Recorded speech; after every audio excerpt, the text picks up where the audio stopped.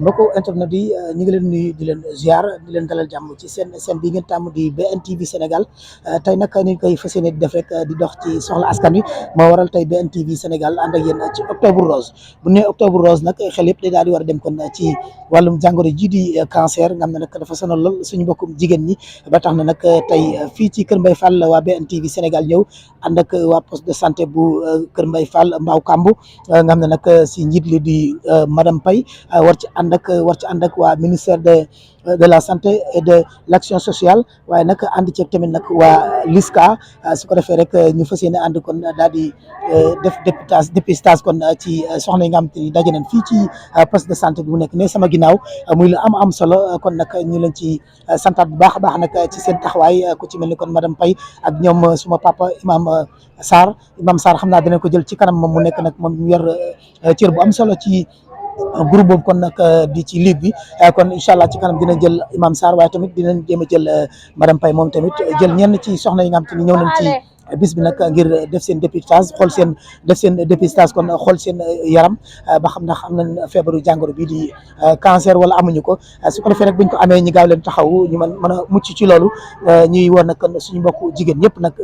képp kuy dégg suñu kàddu rek te nag di teewlu BNTV Sénégal ñu ngi lay wax ngay dem di xooli sa yaram ndax xool wér gi yaram dafa baax ci doomu aadama su ko defee rek lépp luy jàngoro ci sa biir yaram mën nga am chance ñu daal di ci taxaw ba nga am ci mucc gu sax nag kon yàlla saafara jàngoro yëpp di gërëm baax nag encore une fois waa poste de santé bi nekk fii ci Mbao Kambu ci autoroute à péage bi di ko teg si loxo madame Paye Bathie Massamba doon leen defal kon présentation bi rek ñu daal di dugg ci biir daal di ànd ak suma caméraman rek daal di jël ñenn ci ñi ñëw ci béréb bi di béréb bu fajukaay bi ngir def ci dépistage ak ci daal di ñëwaat.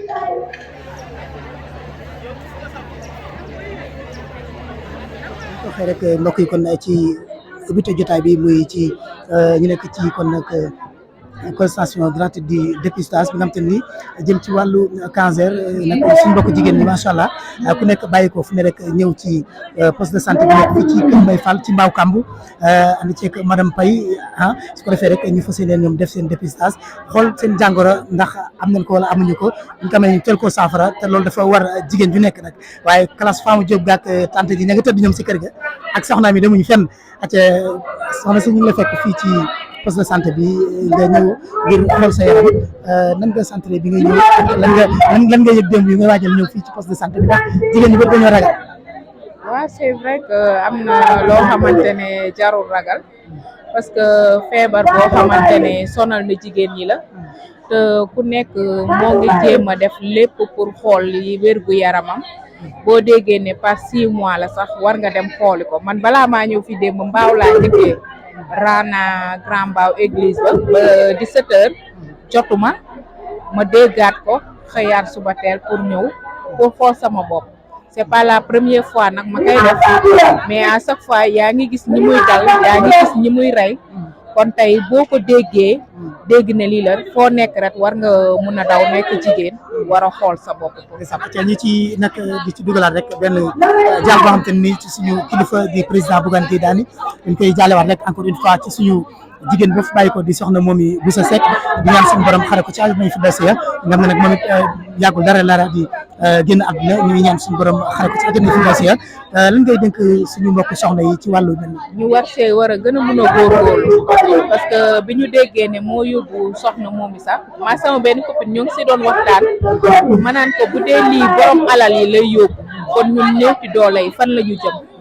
ma ne ko depuis loolu nag mois bi ñoo ngi topp seen suivi seen journée gratuite yi moo tax bépp jigéen boo xamante ne rek